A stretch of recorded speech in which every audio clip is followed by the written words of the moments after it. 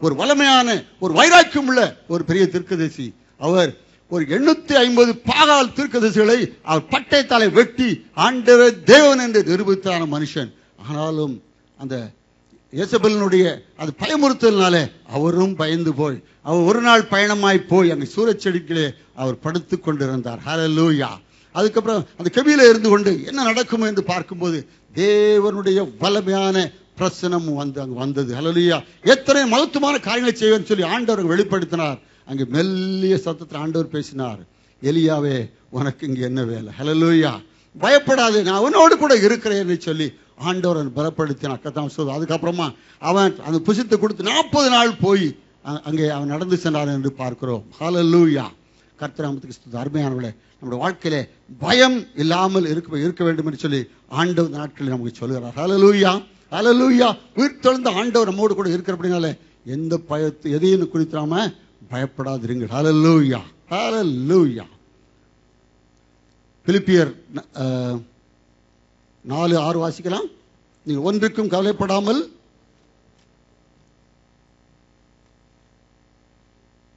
பிலிப்பியர் 4:6 நீங்கள் ஒன்றுக்கும் கவலைப்படாமல் எல்லாவற்றையும் குறித்து உங்கள் விண்ணப்பங்களை ஸ்தோத்திரத்தோடு கூடிய ஜெபத்தினாலும் வேண்டுதலினாலும் தேவனுக்கு தெரியப்படுத்த நம்முடைய பயந்துகிட்டு உட்கார்ந்திருக்கல. அப்பொழுது தேவ சமாதானம் உங்களுடைய இருதயத்தை அது ஆண்டு கொள்ளும் என்று சொல்லி அடுத்த வசனத்திலே பார்க்கிறோம். கர்த்தருக்கு ஸ்தோத்திரம். ஆகவே ஆண்டவருடைய கிறிஸ்தவத்தை நீங்கள் ஒரு பயமுள்ள காரியமாக மாற்றிவிடக்கூடாது. ஹல்லேலூயா. கிறிஸ்தவம் என்பது பயமுறுத்துகிற ஒரு காரியம் அல்ல. கிறிஸ்தவம் என்பது ஒரு சந்தோஷம் கழிகூறுகிற ஆண்டவருக்காக வெளிமை நிற்கிற ஒரு வல்லமையான ஒரு காரியம் என்பதை நாம் மறந்து வேண்டும். ஹல்லேலூயா. கிறிஸ்தவ அனுபவம் என்றால் அதுதான். ஹல்லேலூயா. கிறிஸ்தவ அனுபவம் அது பயப்படுகிற ஆவி அல்ல.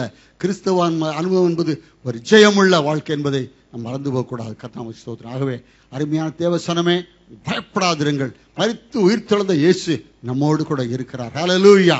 யார் கைவிட்டாலும் கர்த்தர் கைவிட மாட்டார். ஹல்லேலூயா.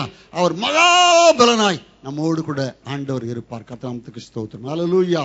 உலகத்தின் கடைசி வரை உங்களோடு கூட இருப்பார் என்று வாக்கு பண்ணின ஆண்டவர் நம்மோடு கூட இருப்பார். ஆமென். ஹல்லேலூயா. கர்த்தருக்கு ஸ்தோத்திரம். மூன்றாவதாய் போய் சொல்லுங்கள் என்று சொல்லி சொன்னார். மத்தேயு 28:10 வாசிக்கலாம். அப்பொழுது இயேசு அவர்களை நோக்கி, பயப்படாதிருங்கள், நீங்கள் போய் என் சகோதரர் கலிலேயாவுக்கு போகும்படி அவர்களுக்கு சொல்லுங்கள் என்று சொன்னார். ஹல்லேலூயா. நீங்க போய் சொல்லுங்க, நான் உயிர்த்தெழுந்தேன், நான் உயிரோடு இருக்கிறேன் சொல்லி அங்க என் சகோதரர்களுக்கு சொல்லுங்க. சகோதரர்களுக்குன்னு சொன்னார். ஹல்லேலூயா. என் சீசர்களுக்குன்னு சொல்ல, சகோதரர்களுக்கு சொல்லுங்கள், நான் கலிலேயாவுக்கு போறேன், அங்க வரப்போ அங்க வர சொல்லுன்னு சொன்ன. கர்த்தருக்கு ஸ்தோத்திரம். இந்த சீசர்கள்லாம் யாராவது தைரியமா இருந்தானா? ஹல்லேலூயா. அந்த குட் ஃப்ரைடே சர்ச்சில் கேட்ட மாதிரி ஒரே ஒரு சீசன் தான் சிறுவையில் 60 சிறுவைக்கு பக்கத்தில் இருந்தான். ஹல்லேலூயா. யோவான். மற்ற ஒருத்தம் கூட இல்லை. ஹல்லேலூயா. ஒருத்தர் காட்டி கொடுத்து அப்படியே ஓடிட்டான். மீதி 10 பேர் என்ன ஆனானே தெரியல. ஹல்லேலூயா. ஹல்லேலூயா. அவள் பயந்து போயிருந்தார்கள். அவர்கிட்ட போய் ஆண்டவர் சொல்லி, ஆனாலும் ஆண்டவராய் இயேசு கிறிஸ்து உயிர்த்தெழுந்த ஆண்டவர், அவள் உண்மையா நேசித்த அந்த ஆண்டவர் அவளை போர்த்து சொன்னார், நான் உயிரோடு இருக்கிறேன், மீண்டும் அவளை சந்திக்க போறேன்ப்பா, அவங்க என்னிடத்துல வர சொல்லு, அவளை பார்க்கணும், நான் ஆவலா இருக்கிறேன்னு சொல்ல விதமாய் போய் சொல்லுங்கள் என்று சொன்னார். ஹல்லேலூயா. கர்த்தருக்கு ஸ்தோத்திரம். அங்கே போகும்போது ஒரு ஆங்கிலத்தை ஒரு அருமையான ஒன்று வாசித்தேன். நான் அதை உங்களுக்கு வாசிக்க ரொம்ப நல்லா இருக்கு, அதனால சொல்றேன். Christ used this endearing term to let his disciples know that he would not reproach them for their past cowardice act and unbelief, and that all the past was forgiven and forgotten forever. Hallelujah. அவர்களை நீ போய் சொல்லுன்னு சொன்னது, நான் அவங்களாம் ஒரு கோழையா என்னை விட்டு ஓடி போய் என்னை காட்டி கொடுத்து போனாங்கிறத நான் இன்னும் மனசுல வச்சுக்கிட்டு இருக்கல. ஹல்லேலூயா. அப்படி இல்லை, நான் அவர்களாவற்றும் மன்னித்து விட்டேன், மறந்து விட்டேன் என்று சொல்லி அவளை நான் மீண்டுமாய் மீண்டுமாய் சந்திக்க போயிருன்னு சொல்லி ஆண்டவர் நான் ஆவலாயிருக்கிறேன்னு சொன்னதான காரியத்தை நாம் பார்க்கிறோம். கர்த்தருக்கு ஸ்தோத்திரம். ஹல்லேலூயா. ஹல்லேலூயா. எத்தனை முறை நம்ம ஆண்டவரை விட்டு விலகி போனாலும் ஆண்டவர் நம்மேல் தேடி வருகிற ஆண்டவராக இருக்கிறார். ஹல்லேலூயா. கரங்களை தட்டி ஆண்டவர் ஹல்லேலூயா. நம்ம தேடி வருகிறவர், நம்ம நினைவாயிருக்கிற ஆண்டவர். ஹல்லேலூயா. நீ என்னால் மறக்கப்படுவதில்லை என்று சொல்கிற ஆண்டவர். ஹல்லேலூயா. ஹல்லேலூயா. கர்த்தருக்கு ஸ்தோத்திரம். ஆண்டவர் அவர் தேடி வருகிற ஒரு நல்ல தேவனாக இருக்கிற கர்த்தருக்கு ஸ்தோத்திரம். அது போலதான் நம்முடைய வாழ்க்கையில சபைக்கு வர அநேகம் வந்திருக்காங்க, நிறைய பேரை காணும், பின்மாற்றமா போயிருக்காங்க. யாராவது அதை பற்றி யோசித்திருக்கோமா? அப்படி ஒரு பாரம் எடுத்திருக்கிறோமா என்று ஒரு நிமிடம் யோசித்து பார்ப்போம். 100 ஆடுகளை விட்டதான மேய்ப்பன் ஒரு ஆடு தேடி காணாம போனா அது 99 விட்டு அது 9 தேடி போனது போல நம்ம தேடுகிறதான ஒரு கிறிஸ்துவனுடைய சிந்தை, கிறிஸ்துவனுடைய மனதுருக்கம் நமக்கு அது இருக்க வேண்டுமா இருக்கிற கர்த்தாவே ஸ்தோத்திரம். ஹல்லேலூயா, ஹல்லேலூயா. நமக்கு அந்த ஆத்தும பாரம் உண்மையா இருக்குன்னு சொன்னா எல்லாரையும் நேசிக்கிற அந்த கிறிஸ்துவனுடைய அந்த தன்மை நமக்கு இருக்கும் வரை மறந்து போகக்கூடாது. ஹல்லேலூயா, கர்த்தாவே ஸ்தோத்திரம். அவர் ஆண்டவருடைய குணமே அது மன்னித்து மறக்கிற குணம். கர்த்தாவே ஸ்தோத்திரம். இன்னும் சிலருக்கு ஒரு ஒரு கில்ட்டி கான்சியஸ் இருக்கும், ஒரு குற்ற உணர்வு இருக்கும். அந்த விதத்துல நானும் பாஸ்டரோட பேசிட்டு ஒரு ஒரு ஆர்டிகளை நாங்கள் 2 பேரும் படித்தோம். அதில் ஒரு சகோதரி இருந்தாங்க, ஒரு சாதாரணமான சகோதரி. அவர்களை வந்து ஒரு ஐஸ்வர்யமுள்ள ஒரு மனுஷன் அவளை திருமணம் ஆனான். ஆனால் அவர் திருமணத்தை வாழ்க்கையில் நடத்தும்போது இந்த அம்மா அவர் என்னதான் இவங்கள அன்பா இருந்தாலும் என்னதான் காரியங்கள் செய்தாலும் அந்த அம்மா அது ஒரு சந்தோஷமா இருக்க மாதிரி தெரியல. அவர் என்னென்னவோ பண்ணி பார்த்தாரு, முடியல. சைக்காட்ரிக்லாம் போனார், முடியல. அப்புறமா அவர் சொன்னார், ஒரு கவுன்சிலிங் பண்ண முடிஞ்ச ஒரு ப்ரீச்சர்கிட்ட, ஒரு கர்த்தரோட தாசன்கிட்ட கொண்டு போனார். அதில் வந்து ஒரு ஃபாதர்கிட்ட போட்டிருக்கு, அதுக்கு அது ரோமன் கத்தோலிக் மாதிரி. அந்த ஃபாதர் அவரோட பேசிட்டு சரிவாம்மா நம்ம ஒரு சாயந்தர நேரமாக அப்படி அவர் என்னமோ சொல்லி பார்த்தாலும் நம்ம அப்பவும் அது கன்வின்ஸ் ஆகலை. அப்படி சாயந்தர வேளையில் ஒரு ஆற்றங்கரை அப்படி ஒரு நடந்து போனார்கள், குளத்துக்கரை நடந்து போனார்கள். அப்போ சொன்னாங்க, அம்மா நானும் கூட சில பாவங்கள் சின்ன சின்ன பாவங்கள்லாம் செஞ்சுருக்கேன், நீ பெரிய பாவம் செஞ்சுருக்கேன்னு சொல்ல, அது ஒன்று சொல்லவும் மாட்டேங்க. அதுலேருந்து அது எப்படி ஆண்டவர் மன்னிப்பாருன்னு நீயே குழம்பிக்கிட்டு இருக்க அப்படி சொல்லிட்டு அவர் ஒரு சின்ன கல், நான் ஒரு சின்ன பாவம் எடுத்தேன், அதனால் இந்த நான் செஞ்ச பாவத்துக்காக இந்த கல்லை நான் தண்ணிக்குள்ளே போட போகிறேன்னு சொல்லிட்டு அதை எடுத்து அது தண்ணிக்குள்ளே எரிஞ்சார்.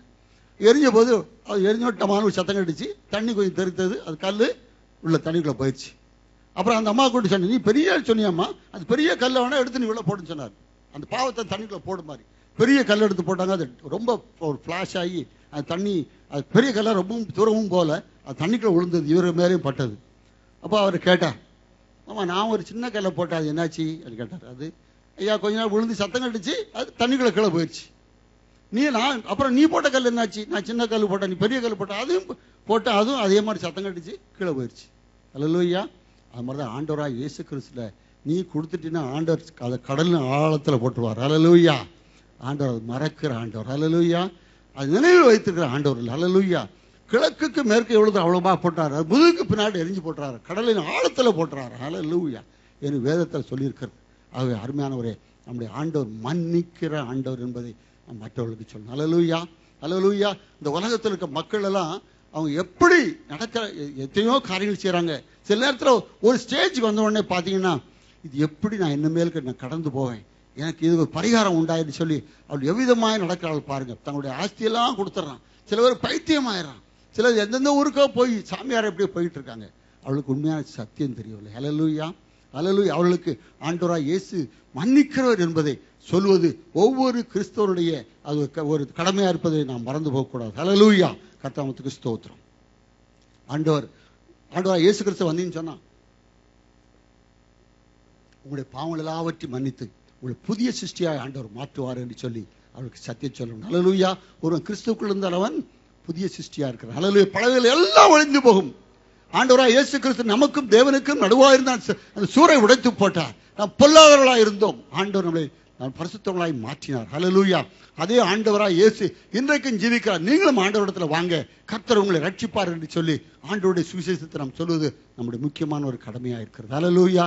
ஆகவே ஆண்டவராய் இயேசு கிறிஸ்துடைய அந்த மன்னிக்கிற அந்த குணத்தை சொல்லும்படியாய் நீங்களும் போய் சொல்லும்படியாய் ஆண்டவர் விரும்புகிறார். நீங்களும் மாத்திரம் இல்லை, நம்முடைய ஒவ்வொருவர் மேல் வந்த கடமை. ஹல்லேலூயா, ஹல்லேலூயா. கிறிஸ்துனுடைய அந்த சுவிசேஷ சொல்லாட்ட எனக்கு ஐயோ என்று சொல்லி பவுல் சொன்னது போல நமக்கு அவிதமான ஒரு ஆதங்கம், அவிதமான ஒரு பரிதபிப்பு, அவிதமான ஒரு பாரம் நமக்கு இந்த நாட்களில் வேண்டும் என்று சொல்லி ஆண்டவர் விரும்புகிறார். ஹல்லேலூயா. ஆண்டவருடைய அழைப்பு அது மாறாதது, அவருடைய கிருபாவரங்களும் அது மாறாதது. நம்ம தூரமாய் போனாலும் தேடி வருகிற ஆண்டவர் இயேசு கிறிஸ்து ஒருவர் உண்மை என்பதை நாம் யாவரும் மறந்து போகக்கூடாது. கர்த்தருக்கு ஸ்தோத்திரம். 4வதாய் சமாதானமாயிருங்கள் என்று ஆண்டவர் சொன்னார். கர்த்தருக்கு ஸ்தோத்திரம். யோவான் எழுதிய சுவிசேஷம் 20:19 வாசிக்கலாம். John chapter 20 verse 19. வாரத்தின் முதல் நாளாகிய அன்றைய தினம் சாயங்கால வேளையிலே சீஷர்கள் கூடியிருந்த இடத்தில் யூதர்களுக்கு பயந்ததினால் கதவுகள் பூட்டி இருக்கையில் இயேசு வந்து நடுவே நின்று உங்களுக்கு சமாதானம் என்றார். ஹல்லேலூயா. அவளுக்கு சமாதானம் என்றார். அதே மாதிரி இன்னொரு அடுத்த 8வது நாள் அடுத்த வாரமும் இதே மாதிரி பூட்டி